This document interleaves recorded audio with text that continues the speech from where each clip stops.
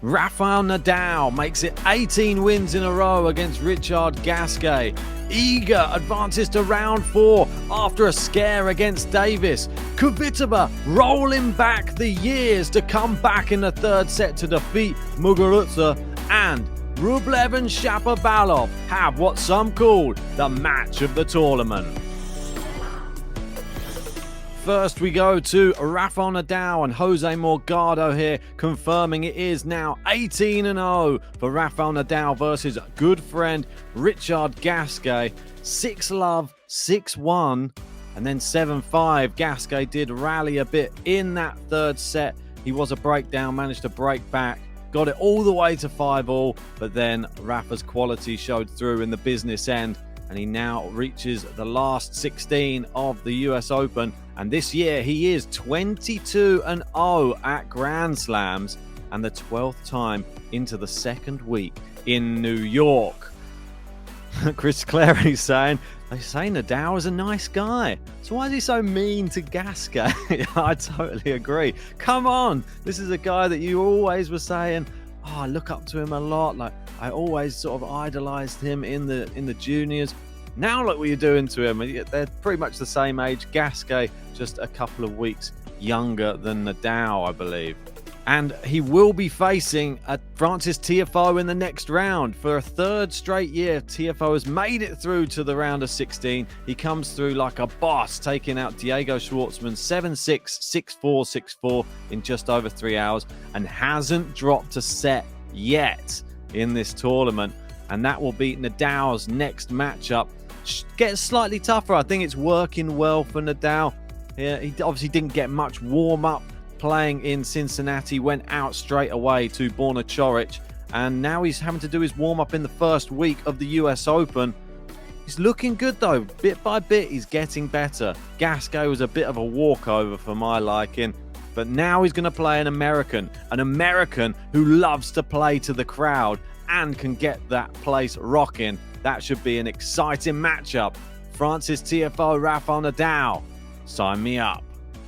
Iga Swiatek, she makes it through to round 4 as well, but not without some problems. We covered it on the channel last night. She was playing Lauren Davis. She went 4-1 down in the second set, and she keeps on complaining about the lighter tennis balls. It's noticeable. You can see she's overhitting a lot. It's going long more than it's going wide or in the net, but she did turn it around from 4-1 down, and credit to Davis, she didn't give up. She had to have a medic come on and check her blood pressure at one point. After that, she seemed to be okay, and then she took the lead in the second set. But Iga, 5 games in a row, when she gets dialed in, there's no one better, and she absolutely obliterated her for the last few games, and worthy of going into the next round, where she will unfortunately not be playing Qinwen Zheng, because Qinwen Zheng, my winner of the tournament, I said I was going to go for something big, but unfortunately went out to Jule Niemeyer from Germany, and has now made it into the second week for the second successive tournament. She did so at Wimbledon. She's looking good again. We had her on our qualifiers to watch in past Grand Slams. Now she looks like she's becoming a real threat, and she can really hit a ball hard. So Iga needs to mind her P's and Q's in the next round. Some other news from Iga. They were asking her about her 37-match winning streak, and she said, I'm sure some of them are a little jealous. I'm just happy that they're not showing it.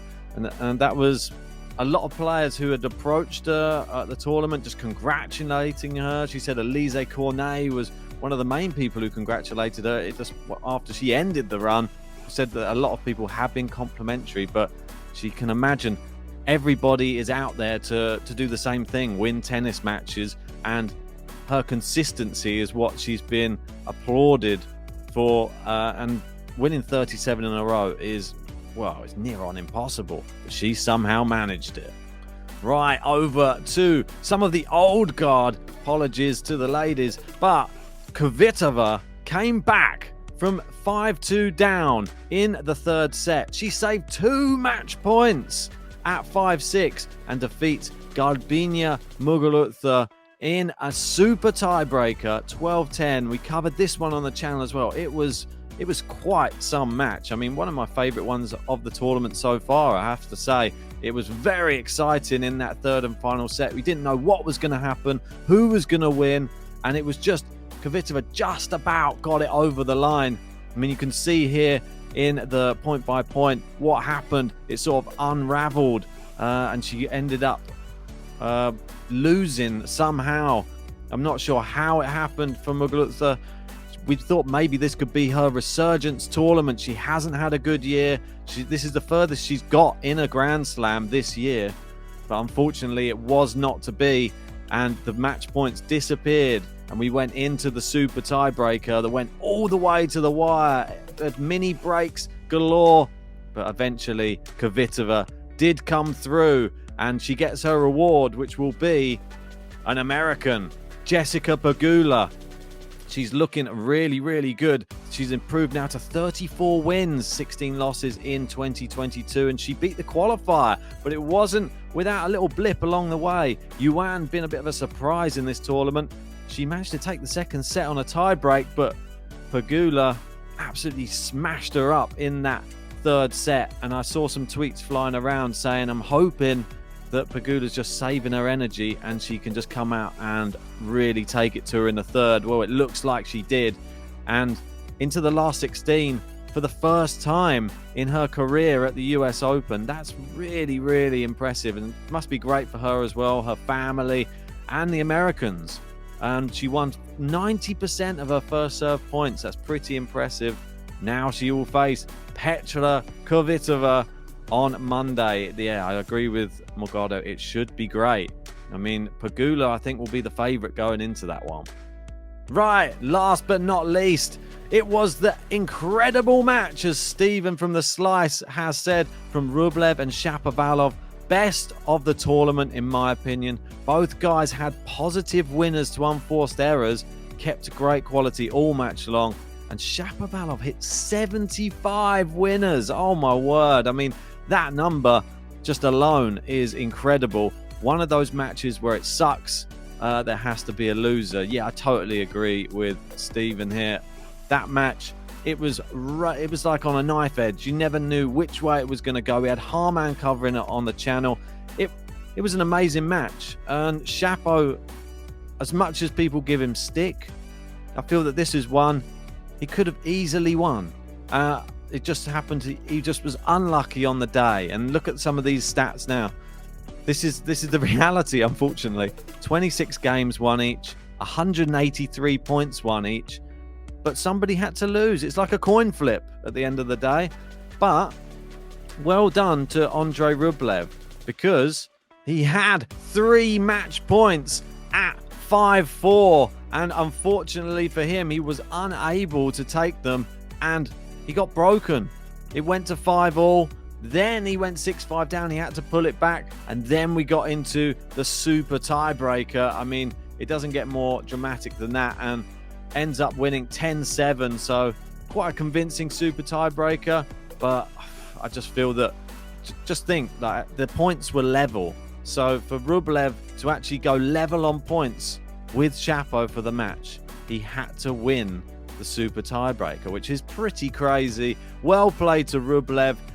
His prize will be, well, none other than the Brit Cam Norrie, who didn't reach a second week of a slam until Wimbledon 2022 in the semi-finals, and now he's done it back to back. I mean, Cam the man, he really is Mr. Consistent on the tour, and somebody nobody's going to really want to play. I mean, he's sort of making short work of players as well. He defeated Holger Rune in very convincing fashion, 7-5, 6-4, 6-1. And now he will play Andrei Rublev, and he will be fresh. Let me tell you, I think Cam Norrie will probably be favourite. In my eyes, he probably would be. I'm not sure how the bookies would have it. That's going to be an exciting match. I'm sure Norrie will fancy his chances. Anyway, that's the roundup of day 6. Which were the matches that you enjoyed the most? Let me know in the comments section. And which are the matches you're most looking forward to coming up today? We've got Daniel Medvedev, Nick Kyrgios coming up. That one is the pick of the bunch. Make sure to join us for it. And if you haven't already, hit a like on the video, subscribe to Game to Love if you're new to the channel, and join us for all those lovely tennis matches coming up today. See you for 'em.